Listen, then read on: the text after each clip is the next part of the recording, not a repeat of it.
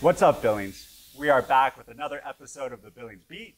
I'm your host, realtor, and founder of Alephus Real Estate Group, and today I'm here at the Petroleum Club to speak with photographer and artist Daniel Kessel of Alienated Productions. Daniel, thank you for taking time to speak with us.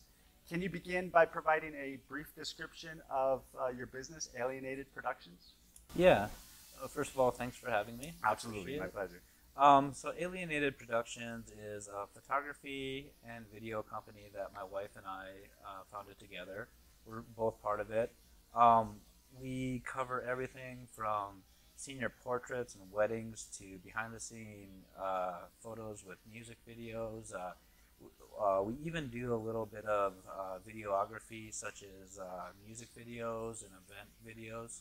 So we do pretty much everything, and it worked good because my wife and I complement each other pretty well. So she's really good working with people, such as doing portraits and weddings, and my strong suits are more of what's called light painting photography and like landscapes, nature. So together we're really well-rounded, and we're based here in Billings, but we do travel throughout Montana, and we have projects all over Montana. Awesome, awesome. And this is some of your work right here, right? Yeah, so these are a couple photos I took of Billings here, downtown Billings here at sunset, and here we have Zimmerman Trail, and I used a long exposure to capture that. I think we were going to talk a little bit more about that. Yeah. How did you get started in photography? So when I was in high school, my mom bought it was a Canon PowerShot, old camera, but I picked that up and I started playing around with it, and I was instantly hooked. I'd get out of school, and instantly from when I got off till about supper time or it's late in the evening, I'd be running around taking photos of stuff. I love the idea that you could capture what your eye sees and share it with other people, share your vision with other people. And another thing I really liked about photography is it's almost a form of time travel. It's capturing moments that you can revisit later, and kind of it transports you to a previous moment. It's almost like the best form of time travel we have. And I like that aspect about it. Freezes time, so to speak. Yeah, it does. And so that's how I got into it. I continued for about a year pretty heavily. And then I went off to college, and I just got busy with other stuff and my studies.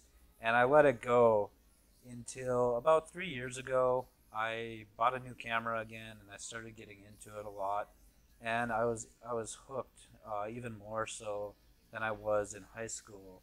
And ever since then, I've been shooting nonstop and just really aiming to grow personally as a photographer and always improve. So I love it. It's my favorite passion and hobby.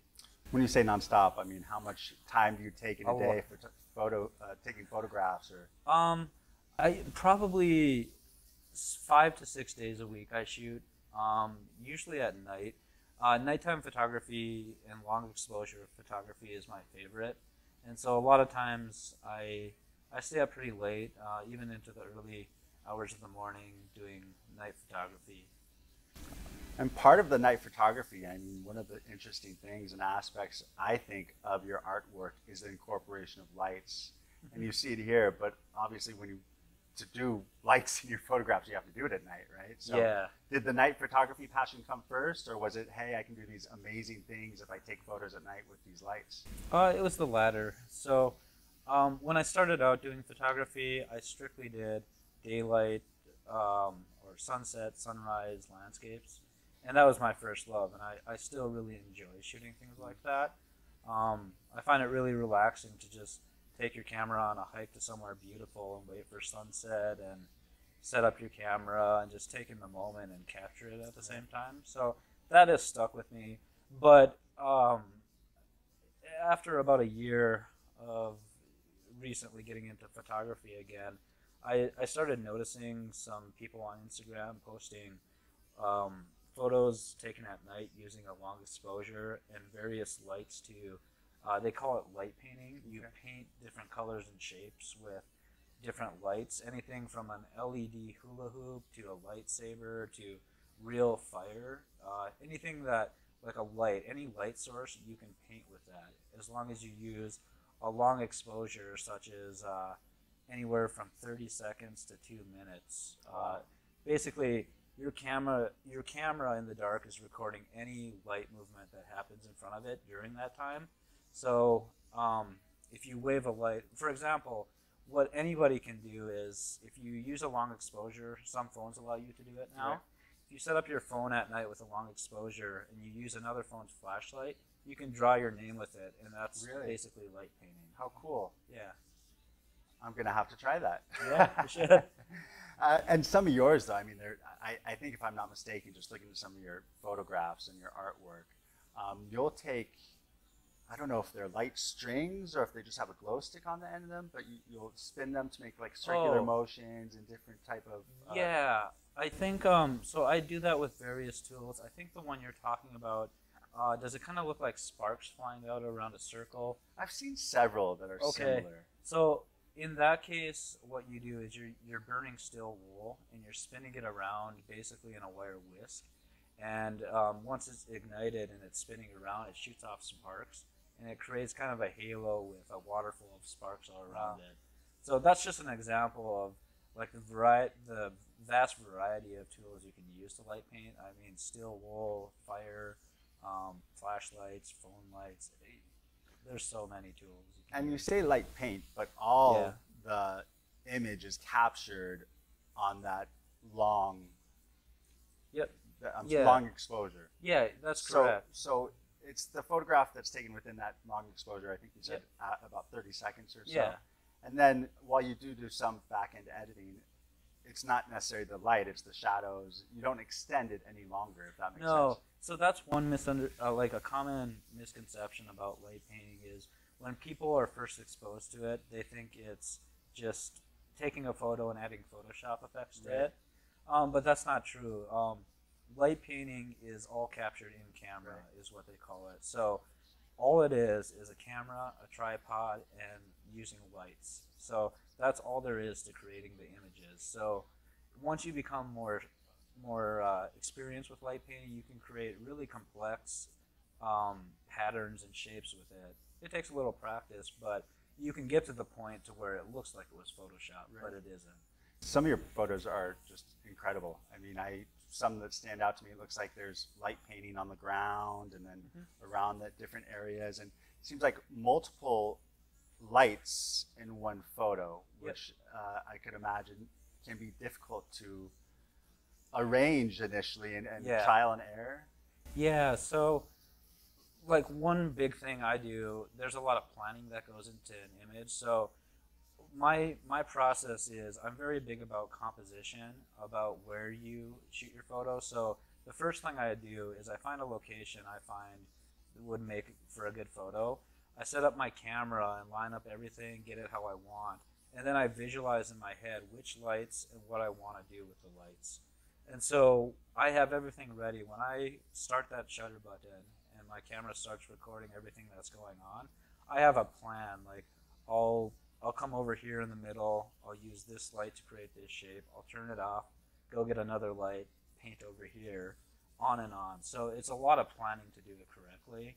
And it's frustrating because since you're doing it in one exposure, if you mess something up and you're a perfectionist like me, if you make one little mistake, it's really annoying. You have to start all over. Redo it. Is it something that is popular these days? Are a lot of photographers using light painting, or is it still relatively new? So it's not. It's interesting because it's not relatively new. The technique, even Pablo Picasso experimented with light painting. So it's been around for a while. And if you go on Google and you look up Pablo Picasso light painting, he has these really interesting photos where you can see him, but I think he used a flashlight to draw like elephants and different animals. Wow. So it's been around, it's relatively new, but it has been around for, a while. But it is still, I find, to be an underground community, it seems like. It's becoming more and more popular over the past several years, but it's something that's still not, it's still a smaller community in general. Now, if someone commissions a photo shoot or a painting or image like this, what would be the process, or what can they expect? Well, I guess what we do have is we do have a website. It's alien8mt.com. And there we have all our packages, all our services, all our prices. So that's what we usually recommend people do is head over to our website, see what we have to offer, and figure out what they want based on, their needs and what they're looking to get. And then from there on, we're very communicative. So they can reach out to us on our website, on Facebook, on Instagram. We do have a Alienated Productions Facebook page, and a lot of our business is ran through there. People see our work on Facebook, or they're people that know us, and they talk to us on Facebook, and we just kind of hash out what they want, what we have to offer, and just arrive at an agreement. If someone was interested in purchasing some existing work, do you have that available on your website? Can people go there, view it, and purchase it? We have an entire shop set up where you can buy prints. We offer normal prints, canvases, metal, acrylic. So yeah, we do have a shop set up where people can purchase prints. Daniel, thank you so much for introducing us to your business. If you need a wedding photographer, portraits, look up Alienated Productions. If you want to get some beautiful photographs that work with extended, not extended, I'm going to say it wrong. Long exposure. Long exposure, as well as light painting. Daniel's your man. His artwork is absolutely beautiful. Check it out. This is Neil Byer with the Billings Beat, a Leftist Real Estate Group, signing off. Cheers. Cheers.